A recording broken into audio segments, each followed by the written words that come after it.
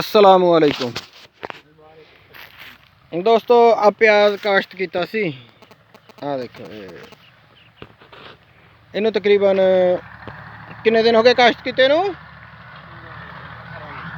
इनू 15-16 दिन होए आ काश्त किते नू। माशाल्लाह बहुत ज़बरदस्त जड़ मारी। आ देखो जड़ मार के तो बहुत ज़बरदस्त होया अल्हम्दुलिल्लाह। एक एक भूक कढ़िया आ आगे। इनू थले एक बोरी DAP ते दिती सी। फिर हुण सल्फर पाता है नाल सल्फर दे ਉਹ ਪਾਤੀ दूसरी की कहते होंगे उन्होंने सल्फर तो ह्यूमिक एसिड पाता ड्रम च खोरता है नाल अद्धी बोरी यूरिया देती है। आ देखो तकरीबन 4-4 इंच ते लाया हर गंढा है ना। आ देखो 4 इंच का 4 उंगलों का फासला है। आ देख लो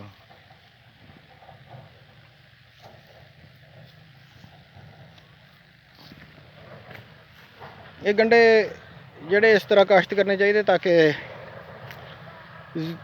खर्चा तो पूरा ही होना वा।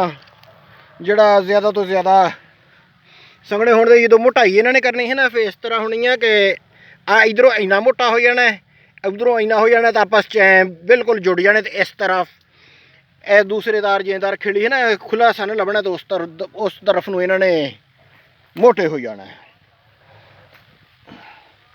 आ देखो माशाल्लाह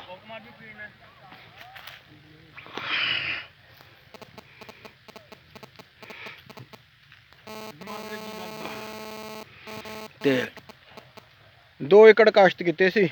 एक एकड़ आवा ते एक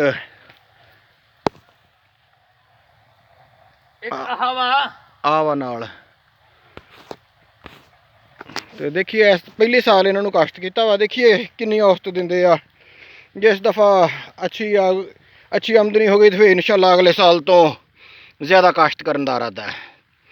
इस तरह दी होर वीडियो देखने लिए सारे दोस्त मेरे चैनल को सबसक्राइब कर लो, नाल घंटी वाले बटन भी नप दिओ। जज़ाकुमुल्लाह खैर।